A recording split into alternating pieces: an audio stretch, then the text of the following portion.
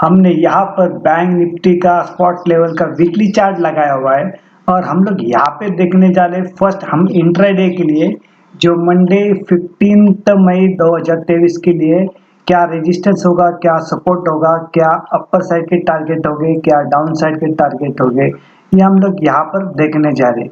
सबसे पहले यहाँ पे मैं डिस्क्लेमर देना चाहता हूँ कि यहाँ पे कोई बाइंग और सेलिंग का रिकमेंडेशन नहीं, ये ओनली एजुकेशनल पर्पज से। Let us start.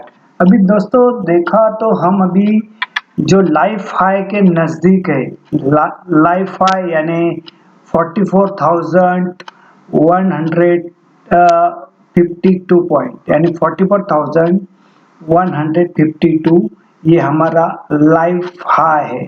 तो जो बैंक निफ्टी है काफ़ी उसके नज़दीक है। जैसा कि बैंक निफ्टी का जो लास्ट वीक का यानी ये जो वीक खत्म हुआ था हाई कितना था, 43,905 43,905 ये हमारा जो वीकली हाई था करीबन उसके आसपास बराबर है। अभी जब तक ये जो समझो वहां से जब हाई मार के आया लगाया उसने हाई, तब वहां से थोड़ा प्रॉफिट बुकिंग भी आया, करीबन वहां से करीबन 101 पॉइंट नीचे आ गया मार्केट। तो यहाँ पर क्या है, जब तक समझो अभी जो हाई इमीडिएटली हमारा टारगेट वही हाई रहेगा यानी 43,910 के आसपास ये हमारा फर्स्ट टारगेट होगा ऊपर वाला। और जब ये ब्रेक करता है तो फिर अपर साइड का टारगेट ये आएगा जो 44,152 ये हमारा अभी इमीडिएटली टारगेट होगा। क्योंकि यहाँ पे देखा गया तो अभी एक राउंडिंग बॉटम देखो पूरा यहाँ से कब कब पैटर्न बना हुआ है, अभी हैंडल बना नहीं है लेकिन एक राउंडिंग देखो यहाँ से लो। अभी इसका जो डिफरेंस होगा दोनों के बीच में का वो हमारा टारगेट होगा आगे का, ठीक है ना। ये जो होगा वो हमारा ऊपर वाला टारगेट होगा, ये दोनों का डिफरेंस, ठीक है, जो लॉन्ग टर्म के लिए कहा जा रहा है। लेकिन सबसे पहला अभी इमीडिएटली जो रेजिस्टेंस होगा ये हमारे स्ट्रेटेजी के अनुसार जो स्ट्रेटेजी हम लोग यूज करते हैं, जो बुलिश और बेरिश स्ट्रेटेजी हम लोग यूज करते हैं, तो उसके हिसाब से जो है ये 44,000 का ये रेजिस्टेंस होगा और सपोर्ट होगा 43,600 का। ये प्योर श्योर इंट्राडे वाला बताने जा रहा हूँ जो मई 15 मई यानी मंडे के लिए ये एक्टिव होगा, एक्टिव रहेगा मंडे के लिए सिर्फ। फिर क्या होगा, अपर साइड के टारगेट आते हैं ये 44,000 माने 44,200 यानी 44,400 ये ऊपर वाले विजिबल टारगेट है। और डाउन साइड वाले टारगेट क्या रहेगा, 43,480 43,280 एंड 43,080। अभी जब तक ये 43,000 ब्रेक नहीं करता है तब तक मंदी के बारे में सोचना नहीं है, ठीक है। अभी इमीडिएटली हमारे स्ट्रेटेजी के अनुसार सपोर्ट हमारा 43,600 रहेगा। ये हो सकता है जैसे कि अभी कर्नाटक का इलेक्शन भी होगा, ये जो सैटरडे को उसका काउंटिंग भी होगा, होने जा रहा है और वहाँ पे देखा गया तो वहाँ पे एक पार्टी चेंज हुई है यहाँ पे यानी अपोजिट पार्टी का गवर्नमेंट आने के चांसेस वहाँ पे ज़्यादा है। तो उसका इफेक्ट मंडे को आएगा, लेकिन आएगा तो कितना, पहला एक आधा एक घंटे के लिए होगा, बाद में एज इट इज जैसा अपना मार्केट चल रहा है वैसा चलेगा। लेकिन पहला हो सकता है कि हमें एक बाइंग का अपॉर्चुनिटी मिल सकता है यानी बाय एंड डिप वाला जो स्ट्रेटेजी अभी जो मार्केट कैसे चल रहा है बाय एंड डिप वाला है। जैसे कि नीचे डिप आया तो तुरंत नीचे से बाइंग आती है और मार्केट ऊपर लेके जाते हैं। जितना भी आप पूरा वीक देखा तो ऐसा ही चल रहा है, ठीक है ना। तो अभी इस एक कंटिन्यूएशन पैटर्न रहेगा, कंटिन्यूटी वैसा ही होने की संभावना ज़्यादा है क्योंकि हम लोग बहुत नज़दीक आ चुके हैं जो लाइफ हाई के नज़दीक। तो लाइफ हाई जरूर लगेगा, लेकिन फिर वहां से आगे का रैली शुरू होना चाहिए, नहीं तो फिर क्या होगा, अगर 44,152 के पास आएगा और वहाँ पे करेक्शन आएगा तो वहाँ पे डबल टॉप बनेगा, फिर आगे नहीं डाउनफॉल शुरू होगा। लेकिन उसके ऊपर 44,152 के ऊपर ब्रेक उसको ब्रेक करके वहाँ पे सस्टेन करना जरूरी है, तो फिर ऊपर वाले टारगेट आएंगे। अदरवाइज वहां से सेलिंग प्रेशर भी बन सकता है, ठीक है ना। क्योंकि वहां से गिरना शुरू हो गया तो ये डबल टॉप बनेगा, ठीक है। तो इसके लिए इसके ऊपर ध्यान रखना। अभी इसको प्ले करने की एक ही चीज ऐसी है कि हमें तेजी भी करनी है और हमें डर भी लग रहा है। तो क्या करना है, हमें समझो कॉल भी लेना है तो यहाँ पे 200 पॉइंट का डिफरेंस रख के पुट हेज करना है यहाँ से, क्योंकि समझो यहाँ से बड़ी गिरावट आई भी तो लॉस लगने के चांसेस बहुत कम है। इसके लिए उसको हेज करना बहुत जरूरी है, ठीक है। क्योंकि हेज हेज सबसे तेज है और हेज हमें बचा सकता है, क्योंकि हमें तेजी भी करनी है और यहाँ पे तो तेजी का माहौल है।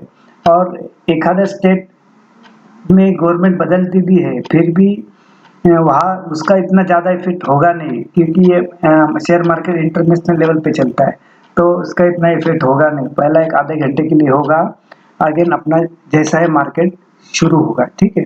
तो यहाँ पे देखना है, तो यहाँ पे बुलिश और बेरिश स्ट्रेटेजी जैसे भी हम लोग हर दिन डिस्कस करते हैं, जैसे कि ये समझ लो मार्केट गैप अप ओपन हुआ, गैप अप ओपन यानी क्या 44,000 के ऊपर और वहाँ पे सस्टेन नहीं कर दे तो हम लोग एट द मनी वाला पुट बाय करेंगे, ठीक है। एट द मनी वाला पुट बाय करेंगे, जैसे भी हमें 200 पॉइंट का गैप मिलता है तो हमें वहां से प्रॉफिट बुक करना है इमीडिएटली।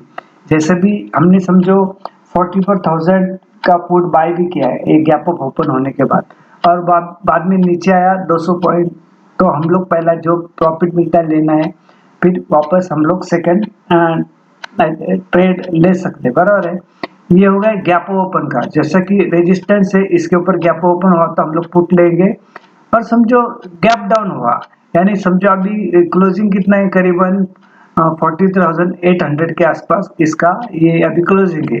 तो समझो मार्केट गैप डाउन हुआ कहाँ पे कि 43,600 के आसपास, तो और ये ब्रेक नहीं करता है, इसके ऊपर ही रहता है, तो हम लोग क्या करेंगे, एट द मनी वाला कॉल बाय करेंगे, ठीक है। ये हो गया गैप डाउन और गैप ओपन होने का ये सिचुएशन। तो समझो गैप डाउन भी हुआ और ये ब्रेक नहीं करता है तो हमारा फर्स्ट टारगेट ये होगा 44,000, ठीक है।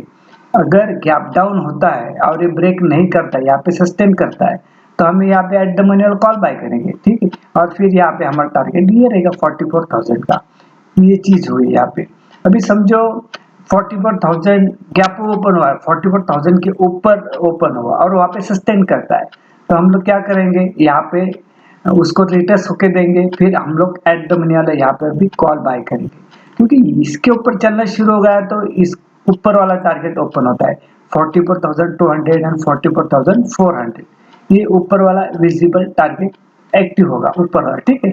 जैसे समझो मार्केट गैप डाउन हुआ 43,600 के बिलो चला गया और वहां पे सस्टेन करता है, ये इसके ऊपर ब्रेक ही नहीं कर रहा है, नीचे जा रहा है, तो फिर टारगेट क्या आएंगे 43,480, 43,280 एंड 43,080, 40,080, यानी ये विजिबल डाउन साइड वाले टारगेट है, ये विजिबल अपर साइड वाले टारगेट है, ठीक है।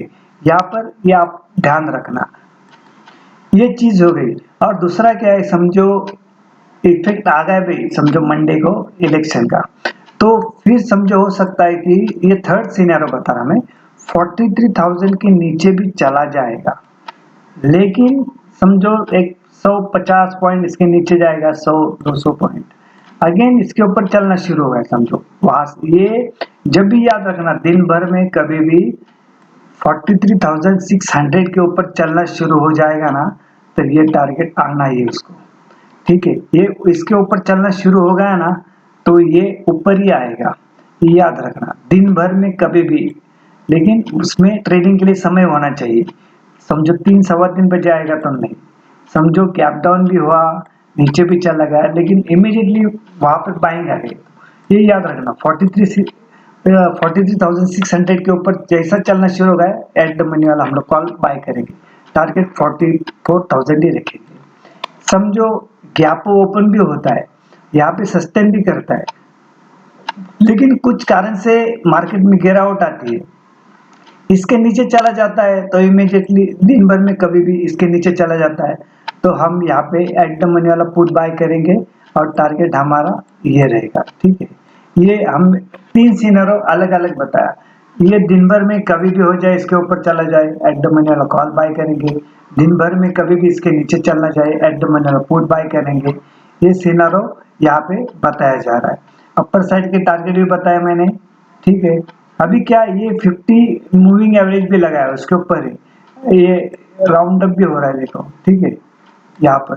तो अभी क्या है, अभी समझो ये ब्रेक किया तो ऊपर जाने के चांसेस ज्यादा है, लेकिन ये 44,152 के ऊपर सस्टेन भी करना जरूरी है, और एक दिन के लिए 2 दिन तो चाहिए, ठीक है। तो यहाँ पर होने के बाद अभी हम लोग आगे चलते हैं, निफ्टी की ओर देखते हैं निफ्टी का क्या है। यहाँ पे हम लोग आए निफ्टी के ओर। निफ्टी का देखो यहाँ पे रेजिस्टेंस दिया है 18,370, सपोर्ट दिया है 18,270। ये इंट्राडे मंडे के लिए प्योर श्योर इंट्राडे, ठीक है। ये आगे फिर हम लोग देखते हैं कि इसका जो ये जो वीकली हाई है, तो कितना है वीकली हाई, करीबन 18,390 के आसपास है, और वीकली लो है 18,100। तो जब तक 18,100 के नीचे यानी 18,100 के नीचे जब तक जाता है तब तक बड़ी मंदी आने की नहीं, और 18,000 हमारा जो स्ट्रॉन्ग सपोर्ट है ही है। और जब तक 18,000 यानी 18,400 के ऊपर जब तक जाता नहीं है तब तक बड़ी तेजी आने वाली नहीं है। इसके लिए देखो, जब भी मार्केट आता है ये रेट समझो, ये रेट है, ये रेट किसी ने देखा नहीं, जब भी ओपन हुआ हाई ये रेट ऑन स्क्रीन दिखा नहीं, बस किसी ने नहीं देखा है। लेकिन ये इसके लिए भी ये ब्रेक भी करना जरूरी है। लेकिन अब भी देखा गया तो ये जो जब भी देखो 18,370 या 60 के आसपास आता है, वहां से सेलिंग शुरू हो जाती है। तो हमारा इमीडिएटली रेजिस्टेंस यही होगा 18,370, और सपोर्ट होगा 18,270, ठीक है। ये अभी देखा गया तो ये जो प्रीवियस हाई है उसको ब्रेक करके ऊपर जा रहा है, ये वीकली चार्ट है ना, तो प्रीवियस हाई ब्रेक करके ऊपर जा रहा है। तो इसके अंदर भी अभी इसके अंदर क्या है, इसके अंदर जैसे कि बैंक निफ्टी के अंदर करीबन 300 पॉइंट का 300-400 पॉइंट का गैप है जो 50 जो लाइफ हाई के लिए। लेकिन इसके अंदर करीबन ये इसका लाइफ हाई कितना है, करीबन 18,900 के आसपास है। अभी ये इसके अंदर 600 पॉइंट का गैप है ऊपर जाने के लिए। जैसे कि ये निफ्टी थोड़ा बढ़ क्यों नहीं, स्लो क्यों हो रहा है, कि जो मेटल्स है, जो आईटी है, बहुत सारे जो सेक्टर्स है ये नीचे चल रहे हैं, इसके लिए इसमें इतना बड़ा मूवमेंट नहीं आ रहा है। लेकिन बैंक निफ्टी एक लीडरशिप ले रही है, बैंक निफ्टी का वेटेज भी ज्यादा है, तो बैंक निफ्टी पहला लाइफ हाई बनाएगा, बाद में निफ्टी बनाएगा। लेकिन बैंक निफ्टी जैसा ऊपर जा रहा है तो निफ्टी को ऊपर खींच के ले लेगा, ठीक है। तो यहाँ पर ये बताया कि जब तक 18,400 के ऊपर नहीं जाता बड़ा तेजी आएगा नहीं, और 18,100 के नीचे जाता नहीं तब तक बड़ा मंदी आएगा नहीं, ठीक है।